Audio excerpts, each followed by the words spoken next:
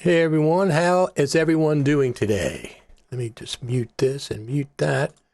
So, Christmas is tomorrow. We got a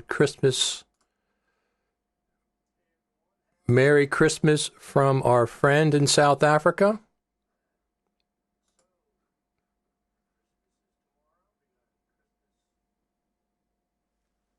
Let me just mute one thing.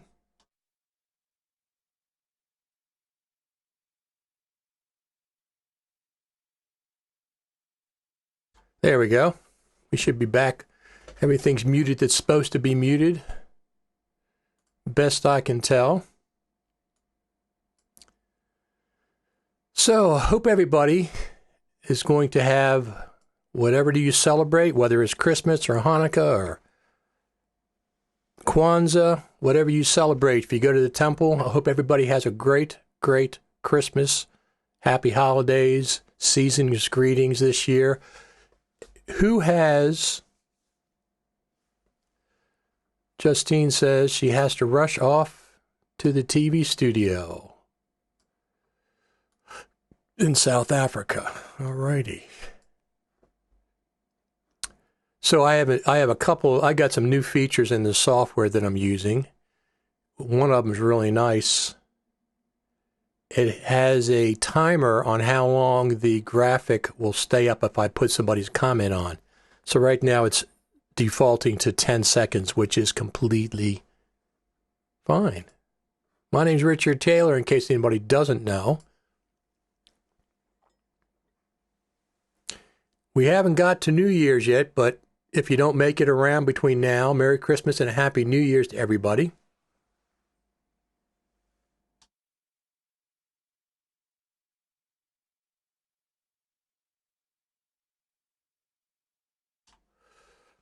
This has been an exciting year as far as Final Cut Pro is concerned. The Mac Pro being probably the biggest event of the year. It has been for me, I know. The Mac Pro has made a big difference in everything, my workflow. We're going to go over some of that today. I did my first project with the Mac Pro, and I'm going to share some of the results for that.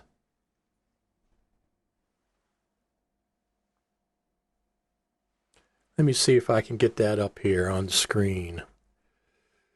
Yes, I can. There it is, the Mac Pro. My Mac Pro, anyway. Everything's going well. I've already filled up the 8 Thunderbolt 3 ports that I have. They're already filled up. They're completely filled. Not completely, but I have the bottom 4. I had the 32 gigabyte graphics card, and that's been filled. And 1 or 2 of the top built-in ones are also filled. So anyway, I got this one project. I do a lot of animal rescue stuff. And I did one for a local horse rescue, Maryland Horse Rescue, they take care of blind horses. They have a blind herd. And I did something for them. Had to be real quick. I wanted to get it out before Christmas. And let's just take a look at that real quick.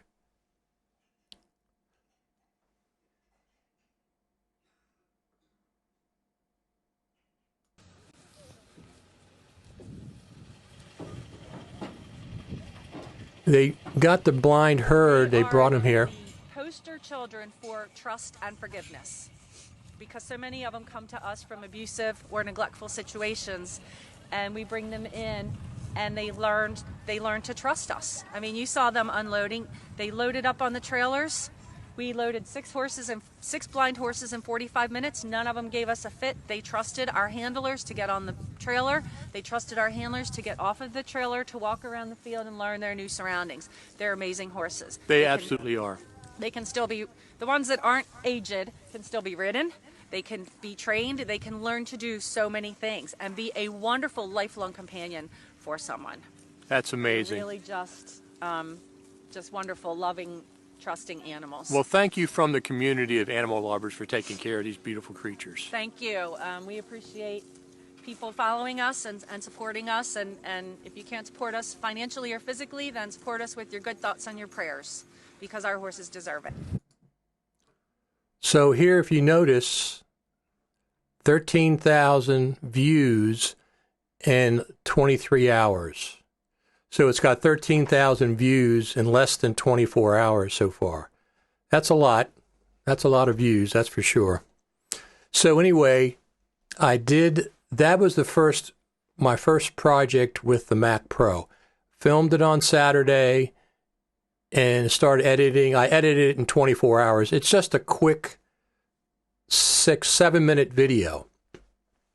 I filmed 4K HEVC is what I filmed in, and I exported the video in 1080p.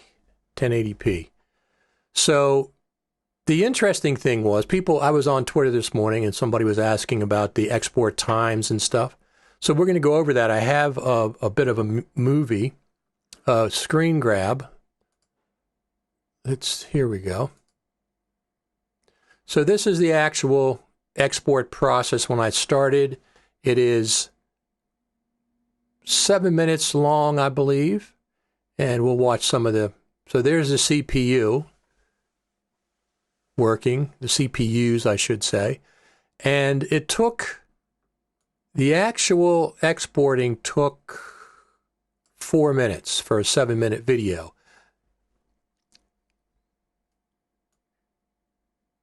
So the interesting thing is everything jumps all around. The memory on the GPU jumps all around. There's the memory on the GPU. Oh, I'm blocking that.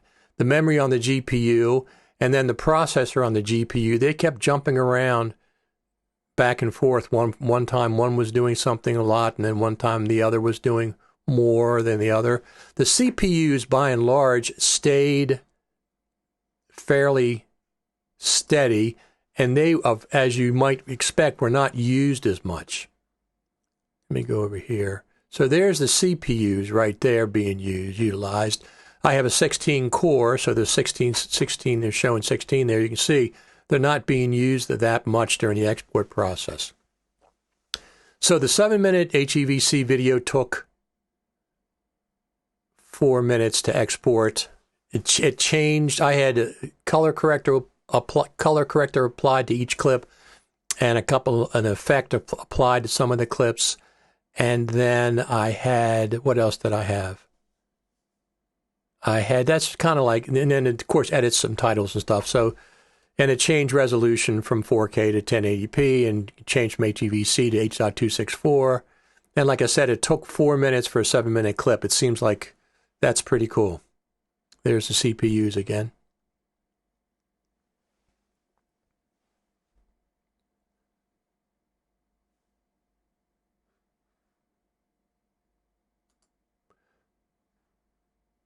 So anyway, that video's up right now, and it's got 13,254 views. That's about 1,500 more than it had when I woke up this morning. It's still going strong. So that was a fun little project for the first one that I did with the Mac Pro.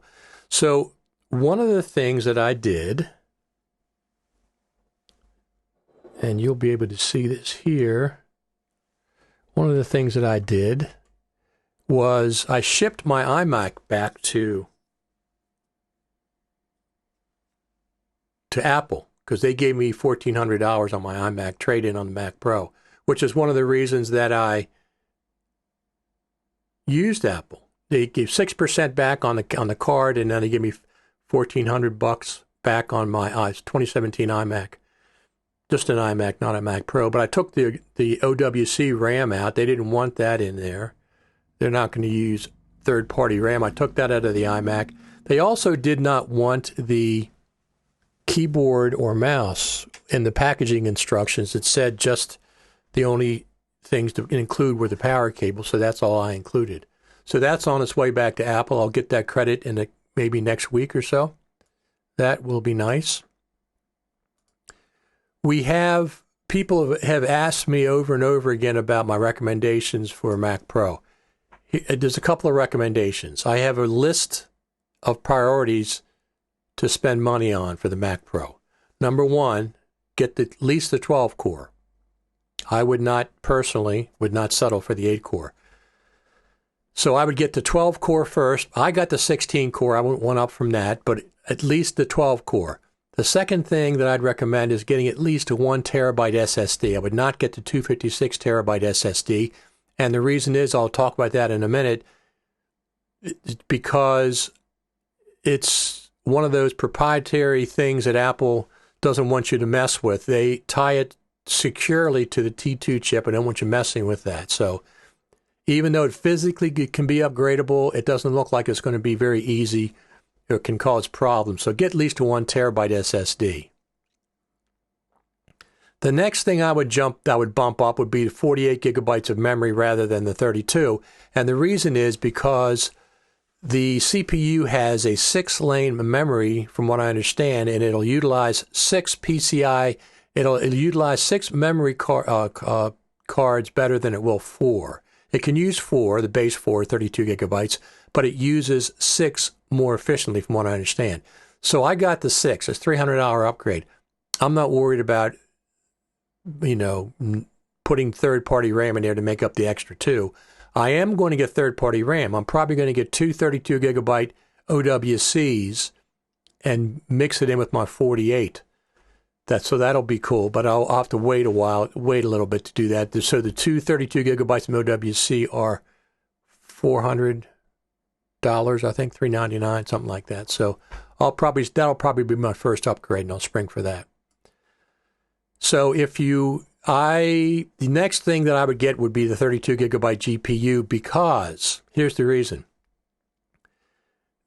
The Infinity Fabric link between GPUs only works with the Vega cards. It doesn't work with any cards lower or any third-party cards. So if you intend to get another video card later, you need the Vega 2. That's where the Infinity card works with. So if I get a second NVIDIA card, a Vega 2 card, I can use what they call the Infinity Fabric link to link those 2 cards together, and it'll be 5 times the speed between those 2 cards as using PCIe bus. So that's one of the main reasons I got the 32 gigabyte. Do you need it? No, you can get the base gigabyte, 8 gigabyte, and upgrade it later. But those MPX modules are very, very cool. It's a self-contained unit that's a heat sink. It provides all the power to the GPU and the cards inside of it. And it's self-contained. It's MPX stands for Mac Pro Modular. Now, one of the things people were talking about, let me pull this up. One of the things people were talking about were this is one of them, the OWC Excelsior, over 6,000 megabits per second. They have another one. This one, if you're going to get one of these, I'd recommend getting this one, strictly because it's a single source, and the warranty on it, I think, is 5 years. It's a 5-year warranty by one company. You're not dealing with one party for the card and one party for the drives. But here is something to consider when if you want to buy one of these drives. 1, 2, 3, 4 of these NVMe cards, and they're put in a RAID 0. That's how they get the speed. Each one gets a 1,500 to 2,000 megabytes per second, and combine them in RAID 0, it gets over 6,000 to 7,000. Here's one of the things to be aware of. I would not trust these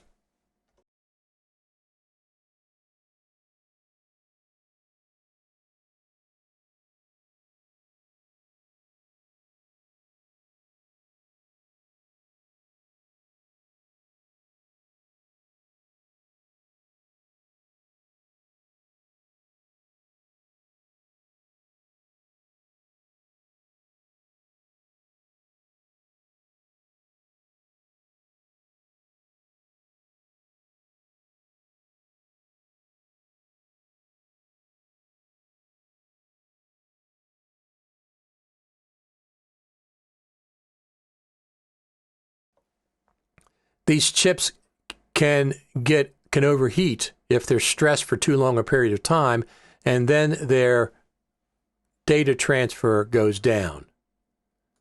So if I get one of those, I could transfer, export to one, immediately do a backup, immediately. As soon as it's done exporting, take it off the card, do a backup onto a regular drive, or in my case, I would do it to a RAID. So that's something to keep in mind. People keep saying you can use these for your boot up. I mean, I think there is a workaround where you can, and, just get the 256 Apple. No, I recommend getting at least the 1 terabyte Apple.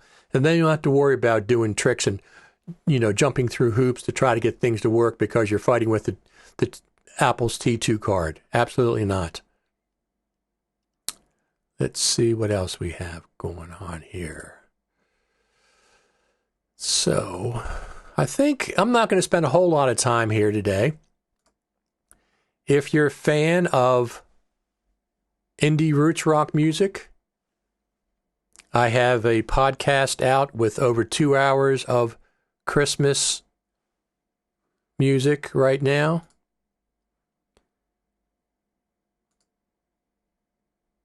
Oops, there we go.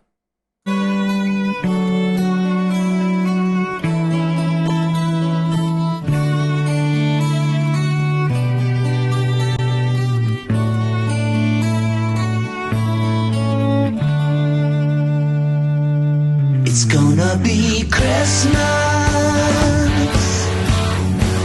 Christmas time is here. It's gonna be Christmas.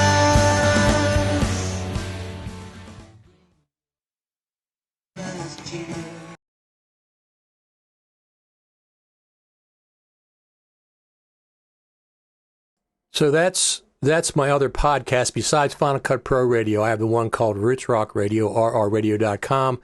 We did our annual Christmas special.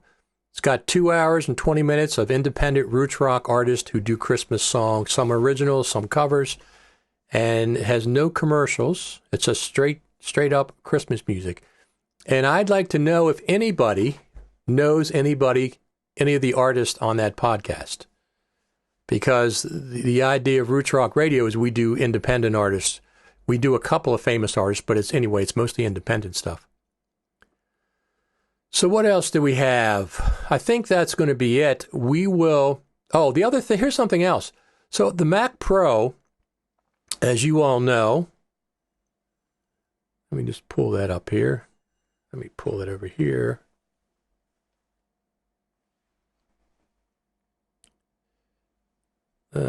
Let me do that. So the Mac Pro has all the air vents in it, the cheese grater effect. What about an air filter for that thing? I'm not sure. Apple says it's not necessary. I'm not sure why they say that. Maybe they've designed it so all the dust just blows straight on through from front to back, and none of the components are static electric that'll draw stuff. I'll be curious about that to see how that works going forward. Like I said, I'll be curious on how that works. Pull that over there. There we go. So anyway, go to FCPRadio.com. I have a new podcast coming out between Christmas and New Year's. That's the audio podcast. Also, go to FCPX.TV. I have over 60 Mac Pro articles, a master list of Mac Pro articles over there at FCPX.TV. So I'm not going to stay on here long today because some people may have just started their Christmas shopping. Maybe. Let me pull up one more thing. Let me go. Channel details, channel videos. There we go. Here's one more. I'll pull this up. Since we're talking about Christmas stuff.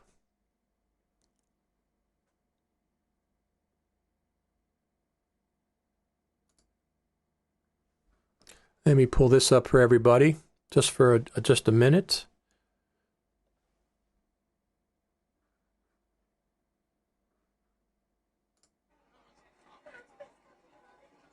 So there's a place in Baltimore. So it's 34th Street in Hamden. And they have this street that's nothing, the whole block is nothing but Christmas lights. So we go there every year and see all the lights. I usually film it, I stream it live. This was something that I streamed live the other day. It's just incredible. It's incredible. They had nothing but Christmas lights going over top from one house to the other. You can see it there. From one house to the other, they string across the street. There's a couple of cars parked there, but for the most part, there's not many. But that's on my YouTube channel on the live side. There it is, the end of the there we go. It's a close-up. I filmed this with my iPhone. Here we are. Christmas Street, USA, they call this place.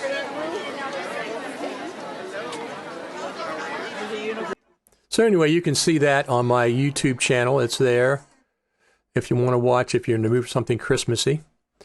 Other than that, there's not much else going on right now. I just wanted to come on and share my results of my very first Mac Pro project. And as I get interesting projects that are maybe a little bit more, I'm not sure, a little bit more interesting, I'll bring them back on. I'll screen grab like exporting or some of the process as we're going along in 2020. And, 10.5 will be coming out in 2020 at some point. Who the heck knows when? I'm pretty sure it'll come out by NAB, if not before NAB, but we'll have to see. Anyway, everyone, I'm going to head back out of here. I got a Christmas dinner today, Christmas lunch. We're having our traditional Christmas lunch today, Christmas dinner during lunchtime today.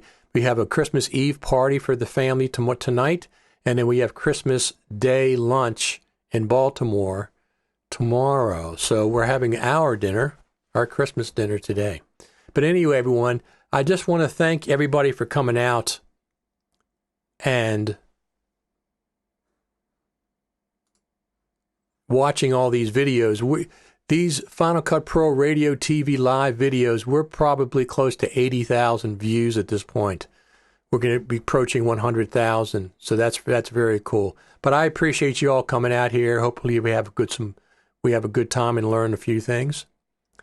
But anyway, I'm going to head out. Merry Christmas, season's greetings, happy holiday, happy Kwanzaa, happy Hanukkah, whatever you celebrate. Have a good time, and I'll probably come back on between Christmas and New Year's for another maybe end-of-year recap. We'll bring some people on and talk about the year past as far as Final Cut Pro is concerned, and maybe what we're looking forward to in the year going forward. NAB is uncertain this year. They've changed a lot of things. Mike Horton's not involved with the Super Meet this year. The Super Meet is on Tuesday still. I don't know what LumaForge is doing as far as what they have planned. I have no idea. I have no idea what anybody's planned. But hopefully the Final Cut Pro team makes an announcement, or somebody makes an announcement that the Final Cut Pro team is going to present at NAB 2020. If that's the case, it should happen sometime in February. They should make the announcement. And if that's the case, my bet is that's going to be 10.5 is going to debut right around NAB 2020. So here's hoping for that, right? I know I am. I'm waiting to see what the heck they've been working on because it's been very secretive. And one more thing. Let's go to here. This is the FCPX.TV site. Just go to the main page, and here's all of the Mac Pro articles. Everything's over there. 60-some articles is a master list. If you want to read anything, Apple support documentation, plenty of YouTube videos. FCPX.TV, that's where you want to go. Your home for Final Cut Pro news. All things Final Cut Pro. Anyway, everyone, Merry Christmas, Happy Hanukkah, Happy Kwanzaa, Happy Holidays, whatever you celebrate. This is Richard Taylor. I will talk to you later. Thanks for stopping by.